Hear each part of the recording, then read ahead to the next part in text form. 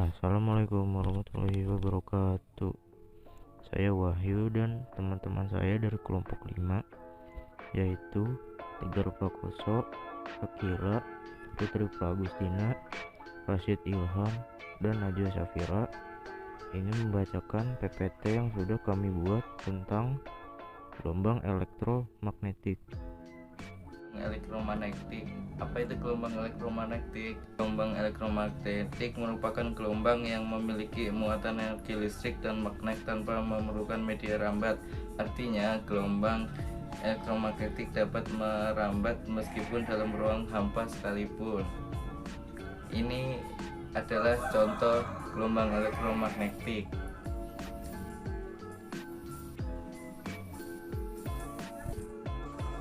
Radiasi elektromagnetik adalah kombinasi medan magnet dan medan listrik yang bersosialisasi dan merambat melalui ruang dan membawa seberkas energi dari suatu tempat. Cahaya tampak ataupun cahaya matahari merupakan salah satu bentuk radiasi elektromagnetik. Berikut ini contoh dari radiasi elektromagnetik.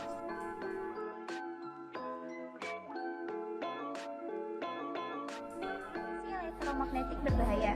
Apakah setiap radiasi elektromagnetik berbahaya? Setiap radiasi elektromagnetik, jika melebihi batas aman dan terjadi dalam kurun waktu yang lama, pasti akan berbahaya. Dan paparan radiasi elektromagnetik tersebut juga bisa mempengaruhi kesehatan manusia, seperti nyeri di bagian kepala, insomnia, rabun mata, mengurangi konsentrasi, dan lainnya. Bahaya radiasi elektromagnetik seperti pancaran radiasi, rabun mata, sakit kepala, juga insomnia. 4.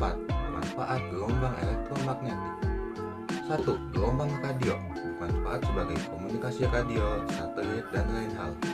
Kedua, gelombang mikro bermanfaat sebagai pemanas microwave, komunikasi kadar, dan gelombang kadar. 3.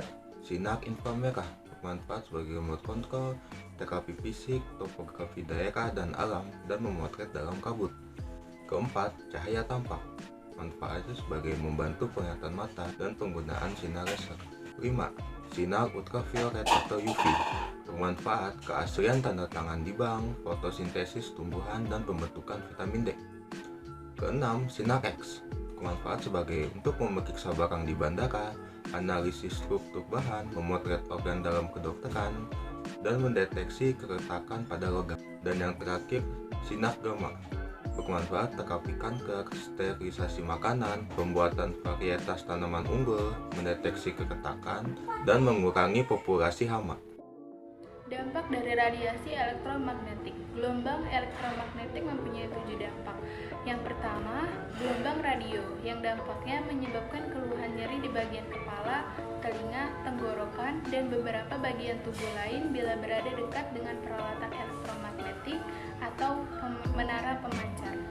Kemudian yang kedua adalah gelombang mikro yang dampaknya bisa memicu kanker, mengubah darah, dan mempengaruhi detak jantung. Yang ketiga, ada sinar inframerah yang dampaknya menyebabkan kulit terbakar, kerusakan jaringan retina mata, dan penuaan dini.